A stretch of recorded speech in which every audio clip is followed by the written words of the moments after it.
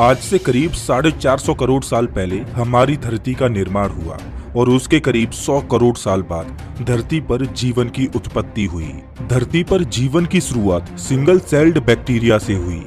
यही single celled bacteria reproduce व evolve होते होते करोड़ों अलग अलग प्रकार के जीव जंतुओं में तब्दील हो गए। हम इंसान भी उन्हीं जीव जंतुओं में से एक हैं और आज आप जितने भी जीवों को देखते हो वो सभी उसी सिंगल सेल्ड ऑर्गेनिज्म से आए हैं। लेकिन धरती पर जीवन का ये सिलसिला इतना आसान भी नहीं था। धरती के इतिहास में ऐसे कई समय आए जब धरती पर मौजूद जीवन अंत के कगार पर आ गया था। जीवन को बनाए रखने एवं उसे आगे बढ़ाने के लिए धरती के प्राणियों को कई भयानक आपदाओं का सामना करना पड़ा। जो जीव उन आपदाओं से बच निकले और जिन्होंने खुद को उन कठोर स्थितियों के अनुसार ढाल लिया, उन्होंने ही धरती पर राज किया। वे जीव जो आपदाओं में संभल न सके, उन्हें विलुप्त होना पड़ा। आपको ये जानकर हैरानी होगी कि धरती के पूरे इतिहास में जितने जीवों की प्रजातियां अस्तित्व में आई थीं, उनमें से 99% प्रजातियां विलुप्त हो चुकी हैं। आज जीवों की जितनी भी जीवित प्रजातियां हैं, वो उन 1% प्रजातियों में से हैं जो विलुप्त नहीं हुई हैं। तो अब सवाल ये आता है कि 99% जीवों की प्रजातियां आखिरकार क्यों विलुप्त हो गईं? इनकी विलुप्ति का एक मुख्य कारण है मास एक्सटिंक्शंस। मास एक्सटिंक्शंस उन घटनाओं को कहा जाता है जिनमें धरती की 75% या उससे ज्यादा स्पीसीज का अंत जियोलॉजिकल स्केल पर एक बेहद कम समय में हो जाता है। अब ये कम समय 20 लाख साल या उससे कम के नीचे में कितने भी ड्यूरेशन का हो सकता है। और आपको बता दें कि ऐसे मास एक्सटिंक्शंस एक बार नहीं बल्कि 5 बार धरती पर हो चुके हैं और हम छठे मास एक्सटिंक्शन के कगार पर खड़े हैं, जिसमें इंसानियत का अंत हो सकता है। दोस्तों, आज की इस वीडियो में हम धरती पर घटे उन 5 मास एक्सटिंक्शंस को ब्रीफली जानेंगे और छठा मास एक्सटिंक्शन कैसे हो सकता है ये भी जानने की कोशिश करेंगे। तो वीडियो में अंत तक बने रहिए। Ordovician Silurian extinction. धरती पर सबसे पहला मास एक्सटिंक्शन उस पीरियड में हुआ जब कोरल्स और सेल्ड ब्राचियोपोड्स नामक लिविंग ऑर्गेनिज्म धरती के कम गहरे पानी में भरे पड़े थे और इन ऑर्गेनिज्म ने धरती की जमीन पर कदम नहीं रखे थे। इस पीरियड को ओर्डोविशियन पीरियड कहा जाता है और इस पीरियड से 370 करोड़ साल पहले धरती पर पनपा जीवन इस पीरियड में धरती के अलग अलग हिस्सों में फैलना और डाइवर्सिफाई होना शुरू ही हुआ था। लेकिन आज से तकरीबन 44 करोड़ साल पहले धरती के क्लाइमेटिक कंडीशंस में एक अजीबोगरीब सा बदलाव देखने को मिला और इस बदलाव ने समुद्री जल स्तर को घटा दिया, जो एक बड़े स्तर पर समुद्री जीवों के विनाश का कारण बना। अगर आपने स्कूलों में भूगोल अच्छे से पढ़ा होगा तो आपको पता होगा कि पेंजिया सुपर कॉन्टिनेंट टूटकर 2 नए सुपर कॉन्टिनेंट गोंडवाना और लोरेसिया में बट गया था। ओर्डोविशियन पीरियड के समय धरती पर यही 2 सुपर कॉन्टिनेंट एग्जिस्ट करते थे। इस पीरियड के अंत के साथ ही साउथर्न गोंडवाना बहुत बड़े स्तर पर फ्रीज होने लगा और कॉन्टिनेंट का एक बड़ा हिस्सा ग्लेशियर में तब्दील होने लग गया। एक तरह से हिमयुग की शुरुआत हो गई थी और इसी कारणवश दुनिया भर में समुद्री जल स्तर का लेवल बहुत तेजी से नीचे गिरने लग गया और समुद्र में रहने वाले बहुत से जीवों का हैबिटेट डिस्ट्रॉय हो गया। फूड चेन कोलैप्स हो गई और बहुत से जीव मारे गए। इस इवेंट का कॉज क्या था ये अभी तक अननोन है और साइंटिस्ट इसको लेकर एकमत भी नहीं है। एक थ्योरी के अनुसार धरती के तापमान में इस समय गिरावट के पीछे का कारण था नॉर्थ अमेरिकन एपेलाचियन माउंटेन्स का फॉर्मेशन जो उस समय हो रहा था। ऐसा माना जाता है कि माउंटेन फॉर्मेशन के दौरान बड़े स्तर पर माउंटेनियस सिलिकेट रॉक्स का इरोजन होने से green house gas carbon dioxide atmosphere से कम होने लगी। अब हम सब ये अच्छे से जानते हैं कि कार्बन डाइऑक्साइड सूर्य से आ रही हीट को धरती पर ट्रैप करके रखती है, जिससे धरती का क्लाइमेट गर्म रहता है। तो इस थ्योरी के हिसाब से कार्बन डाइऑक्साइड कम होने के कारण ही धरती का टेम्परेचर ड्रॉप हुआ और साउदर्न गोंडवाना लैंड फ्रीज होना स्टार्ट हुआ, जिससे ये मास एक्सटिंक्शन हुआ। हालांकि सभी वैज्ञानिक इस थ्योरी से सहमत नहीं हैं और कुछ अल्टरनेटिव थ्योरीज भी हैं जो इस इवेंट को एक्सप्लेन करती हैं। जैसे कि एक थ्योरी के अनुसार ऑक्सीजन डिप्लेशन के समय टॉक्सिक मेटल्स ओशियन वाटर में डिसॉल्व हो गए होंगे, जिससे समुद्री जीवों का खात्मा हो गया। अन्य कुछ वैज्ञानिकों के अनुसार उस समय सुपरनोवा से उत्पन्न गामा रे बर्स्ट धरती पर पड़ी होंगी, जिसके कारण धरती की ओजोन लेयर में एक बड़ा होल क्रिएट हो गया होगा और हानिकारक सूर्य की किरणें धरती पर पड़ी होंगी, जिससे धरती की मरीन लाइफ डिस्ट्रॉय हो गई होगी।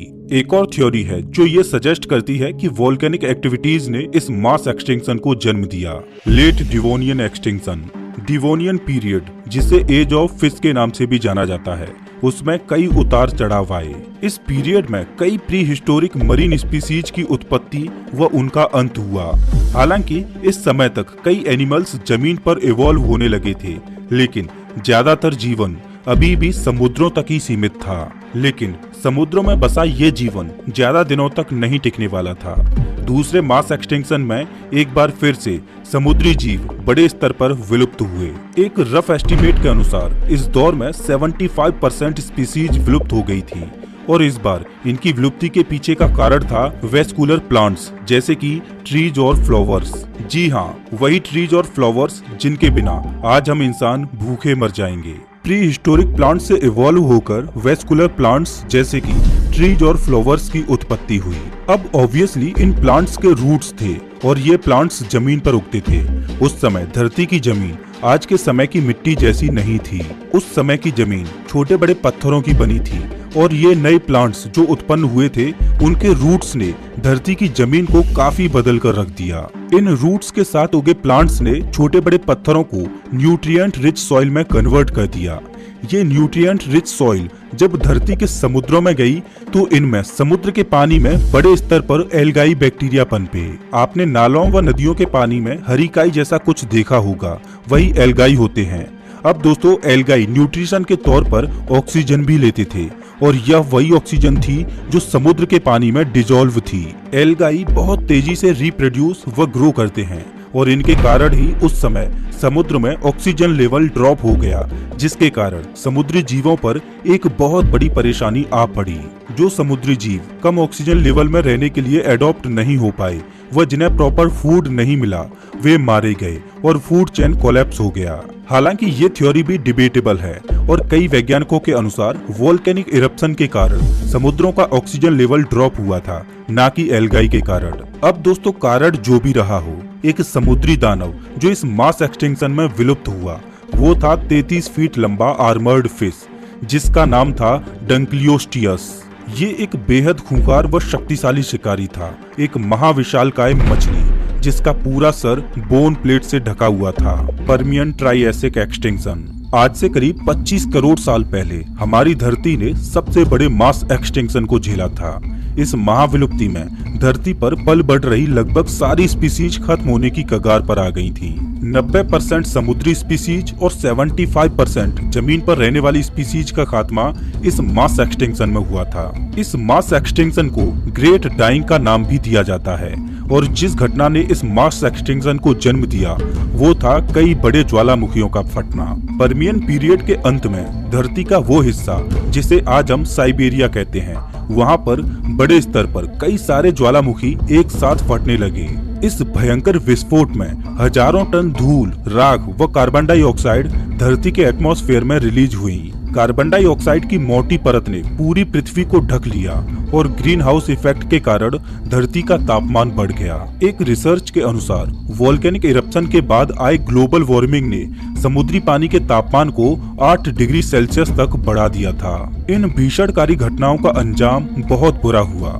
वेदर पैटर्न चेंज हुए, समुद्र में पानी का स्तर बढ़ा और एसिड रेन की बरसात होने लगी। एटमॉस्फेयर में रिलीज्ड कार्बन डाइऑक्साइड समुद्री पानी में डिसॉल्व हो गई, जिससे मरीन इन्वर्टिब्रेट्स जैसे कि कोरल्स जो उस समय रहते थे उन पर काफी बुरा प्रभाव पड़ा। साथ ही ट्राइलोबाइट्स नामक एक स्पीसीज पूरी तरह से खत्म हो गई। कुछ जियोलॉजिकल एविडेंस ये भी सजेस्ट करते हैं कि ओशियन में डिसॉल्व ऑक्सीजन, जो कि उस समय मछलियों और मरीन एनिमल्स जो गिल्स के द्वारा श्वास लेते थे, वो भी कम हो गए। ओशियन सर्कुलेशन में चेंजेस होने के कारण फर्दर और मरीन एनिमल्स मारे गए। समुद्र से हटकर अगर हम जमीन पर रहने वाले लिविंग ऑर्गेनिज्म की बात करें तो इस पीरियड में डाइवर्सिफाइड टेरेस्टेरियल प्लांट्स व इंसेक्ट्स एग्जिस्ट करते थे, जैसे कि ग्लोसोपिटेरिस नामक ये प्लांट जिसकी पत्तियां टंग शेप की थी और इस मास एक्सटिंक्शन में ये भी विलुप्त हो गए। क्योंकि इस पीरियड में डाइवर्सिफाइड टेरेस्टेरियल प्लांट्स थे, इसीलिए इन प्लांट्स ने तरह तरह के इंसेक्ट्स को फलने व फूलने का मौका भी दिया था। मेगान्यूरोप्सिस नामक ये ड्रैगन फ्लाई उस समय का सबसे बड़ा इंसेक्ट था। 21 इंच का ये फ्लाई धरती पर पाए जाने वाले अब तक के सबसे बड़े इंसेक्ट्स में से एक है, जो इस मास एक्सटिंक्शन में विलुप्त हो गया। बात करें अगर टेरेस्टेरियल एनिमल्स की, तो दो तरह के एनिमल्स जो पर्मियन पीरियड में रहते थे और विलुप्त हुए थे, साइनेप्साइड्स और सोरोप्साइड्स। ऐसा माना जाता है कि साइनेप्साइड्स मैमल्स के पूर्वज थे और उनका स्कल यानी जो खोपड़ी थी उसमें एक ओपनिंग हुआ करती थी। एक जाना पहचाना साइनेप्साइड जो इस पीरियड में था वो था डाइमेट्रोडोन। ये जीव, जैसा कि आप देख सकते हो, अपनी बैक पर लगी लंबी व कांटेदार हड्डियों के कारण जाना जाता है। इसे अक्सर डायनासोरों का पूर्वज कह दिया जाता है, जबकि ये मैमल्स का पूर्वज है और डायनासोरों की उत्पत्ति के 6 करोड़ साल पहले ही ये इस मास एक्सटिंक्शन में विलुप्त हो गया था। बात करें अगर दूसरी लैंड एनिमल स्पीसीज सोरोप्साइड्स की, तो इस तरह के एनिमल्स की खोपड़ी में 2 ओपनिंग हुआ करती थी और माना जाता है कि ये रेप्टाइल्स जैसे कि डायनासोर्स और बर्ड्स के पूर्वज थे। फॉसिल्स बताते हैं कि साइनेप्साइड्स सोरोप्साइड्स के मुकाबले उस समय अधिक मात्रा में मौजूद थे। हालांकि इस महाविलुप्ति में हुई भयंकर तबाही को सोरोप्साइड्स साइनेप्साइड्स के मुकाबले ज्यादा अच्छी तरह से झेल पाई और एक्सटिंक्शन के बाद कंपैरेटिवली सोरोप्साइड्स की संख्या बढ़ गई थी। ओवरऑल ये महाविलुप्ति इतने बड़े स्तर पर हुई थी कि इससे रिकवर होने में धरती को 1 करोड़ सालों का समय लगा। हालांकि कुछ एविडेंस ये भी दर्शाते हैं कि इससे रिकवर होने में 20 लाख सालों का ही समय लगा था, जो कि फर्दर ये सजेस्ट करते हैं कि धरती के कुछ जगहों पर बायोडाइवर्सिटी अन्य जगहों के मुकाबले जल्द ही रिकवर हो गई थी। Triassic Jurassic extinction, great dying या कहें कि तीसरे मास एक्सटिंक्शन से रिकवर होने में धरती को एक लंबा समय लगा था और बड़े अरसे बाद जीवन धरती पर बिना किसी बड़ी रुकावट के फलने फूलने लगा था। लेकिन कुछ करोड़ सालों बाद एक बार फिर से महाविलुप्ति का आगमन हुआ। चौथा मास एक्सटिंक्शन आज से करीब 20 करोड़ साल पहले हुआ और इस मास एक्सटिंक्शन ने धरती पर मौजूद जीवन के एक बड़े हिस्से को खत्म कर दिया। ट्राइएसिक पीरियड एक नए और डाइवर्स लाइफ फॉर्म को अपने साथ लेकर आया था। इस पीरियड में कई अलग अलग प्रकार के डायनासोरों से धरती पर मौजूद जीवों की संख्या में बढ़ोतरी हो रही थी। लेकिन जुरासिक पीरियड की शुरुआत से पहले यानी ट्राइएसिक पीरियड के अंतिम समय में एक भयंकर तबाही हुई और 75% मरीन व टेरेस्ट्रियल स्पीसीज विलुप्त हो गईं। ये मास एक्सटिंक्शन डायनासोरों के लिए वरदान साबित हुआ। इस एक्सटिंक्शन ने डायनासोरों की वेरियस स्पीसीज के आगे आने वाले जीवन का रास्ता साफ कर दिया और इसी मास एक्सटिंक्शन के कारण डायनासोरों ने अगले 13.5 करोड़ सालों तक बिना किसी इंटरफेरेंस के धरती पर डोमिनेट किया। चौथा मास एक्सटिंक्शन एग्जैक्टली किस वजह से हुआ था ये अभी तक क्लियर नहीं है, लेकिन ज्यादातर वैज्ञानिक एक थ्योरी पर एग्री हैं, मोस्ट प्रोबेबली जिसके कारण ही ये एक्सटिंक्शन हुआ होगा। थ्योरी के अनुसार एक शॉर्ट टाइम पीरियड में बड़े वोल्केनिक इरप्शन हुए उस एरिया में जो आज अटलांटिक ओशियन में डूबा हुआ है। तीसरे मास एक्सटिंक्शन की ही तरह वोल्केनिक एक्टिविटीज से ग्रीन हाउस गैसेज रिलीज हुई, जिसने धरती के ग्लोबल टेम्परेचर को बढ़ा दिया, जिससे समुद्र का स्तर बढ़ा और एसिडिफाइड हुआ और मरीन लाइफ के साथ साथ टेरेस्ट्रियल लाइफ भी एक्सटिंक्ट हुई। कुछ वेल नोन एनिमल्स जो इस एक्सटिंक्शन में विलुप्त हुए थे वे थे लार्ज प्री हिस्टोरिक क्रोकोडाइल्स और फ्लाइंग पेटेरोसोर्स। वैसे कुछ अल्टरनेटिव थ्योरीज भी हैं जो इस मास एक्सटिंक्शन को एक्सप्लेन करती हैं, लेकिन वोल्केनिक इरप्शन वाली थ्योरी को ही ज्यादा महत्व दिया जाता है। KPG extinction. तो दोस्तों अब हम पहुंचते हैं अपने 5वें आखिरी और सबसे फेमस मास एक्सटिंक्शन पर, जो इस धरती पर हो चुका है और जिसके बारे में आपने ना सुना हो ऐसा हो ही नहीं सकता। बेसिकली इस मास एक्सटिंक्शन ने 18 करोड़ सालों से राज करते आ रहे डायनासोरों की लगभग सारी स्पीसीज का द एंड कर दिया। आज से करीब 6.5 करोड़ साल पहले हुए क्रिटेशियस पेलियोजीन एक्सटिंक्शन, जिसे डायनासोर एक्सटिंक्शन के नाम से हम बेहतर जानते हैं, वो एक एस्ट्रॉयड के कारण हुआ था। 72,000 किलोमीटर प्रति घंटे की रफ्तार से 13 किलोमीटर चौड़ा चिकसुलब एस्ट्रॉयड धरती के उस एरिया में गिरता है जो आज मैक्सिको यूकेटन में है। एस्ट्रॉयड से धरती की हुई ये टक्कर इतनी भयानक थी कि इसने 180 किलोमीटर चौड़ा और 19 किलोमीटर गहरा गड्ढा कर दिया, जिसे हम चिकसुलब क्रेटर के नाम से जानते हैं। ये धमाका इतना जोरदार था कि इम्पैक्ट के 1450 किलोमीटर दूर फैला समूचा जमीन पल भर में ही राख हो गया। लेकिन ये तो तबाही की बस शुरुआत थी। धमाके से निकली धूल और राख धरती के चारों ओर फैल गई और धूल व राख की एक परत से समूची धरती ढक गई। इसकी वजह से सूर्य की रोशनी सही तरह से धरती पर नहीं पहुंच सकी और पेड़ पौधे फोटोसिंथेसिस प्रोसेस को अंजाम नहीं दे सके, जिसके कारण बड़ी मात्रा में पेड़ पौधे सूख गए और हर्बीवोरस डायनासोर जो इन प्लांट्स पर डिपेंडेंट थे वे मारे गए। और उसके बाद कार्निवोरस डायनासोर भी मारे गए, क्योंकि ये हर्बीवोरस डायनासोरों को खाकर जिंदा रहते थे। इसके साथ ही धरती के तापमान में एक जोरदार गिरावट आई, क्योंकि सूर्य की रोशनी धरती तक नहीं पहुंच पा रही थी और ऐसा हाल एक लंबे समय तक चला। वैज्ञानिक मानते हैं कि इम्पैक्ट के कुछ महीनों बाद ही ज्यादा से ज्यादा डायनासोर और बाकी अन्य जानवर विलुप्त हो गए होंगे। लेकिन डायनासोर या बाकी अन्य जानवरों के वो सारे स्पीसीज जो उड़ सकते थे, जमीन को खोदकर उसके अंदर रह सकते थे, व जो समुद्र की गहराइयों में जाकर बच सकते थे, वे बच गए। पक्षियों की कई सारी प्रजातियां जो आज के समय में हैं, वो डायनासोरों की बची हुई वो स्पीसीज थी जो उस समय मास एक्सटिंक्शन को सरवाइव कर गईं और इवॉल्व होकर आज इस रूप में हैं। डायनासोरों के खात्मे ने मैमल्स को फलने फूलने का एक बेहतरीन मौका दिया और इन्हीं मैमल से इवॉल्व होकर हम इंसानों की उत्पत्ति हुई। यूं तो मास एक्सटिंक्शंस कई स्पीसीज के विलुप्त होने का कारण बने, लेकिन अगर ये 5 मास एक्सटिंक्शंस ठीक उसी क्रम में तथा ठीक उसी प्रकार नहीं हुए होते जिस प्रकार से हुए हैं, तो आज के समय में धरती पर हम इंसानों की जगह कोई और राज कर रहा होता।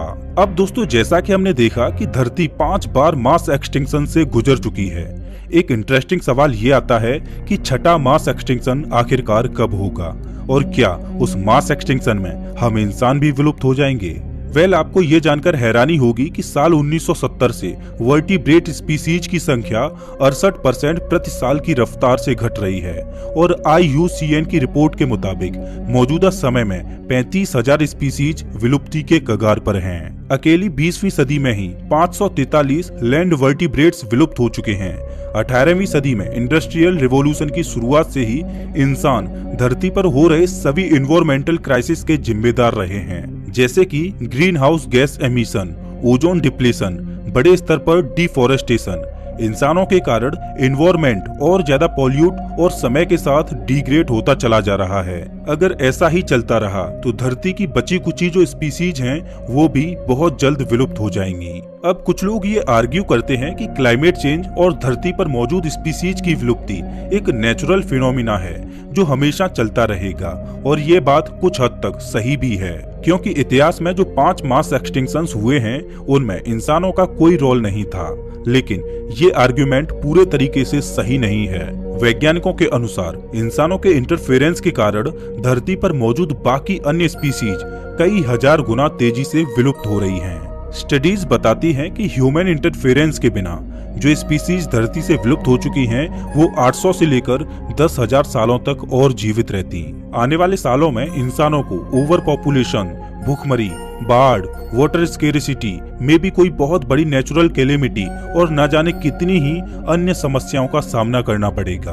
अगर ये सब भी कम पड़े तो 2-4 न्यूक्लियर वॉर भी धरती को बर्बाद करने के लिए काफी हैं।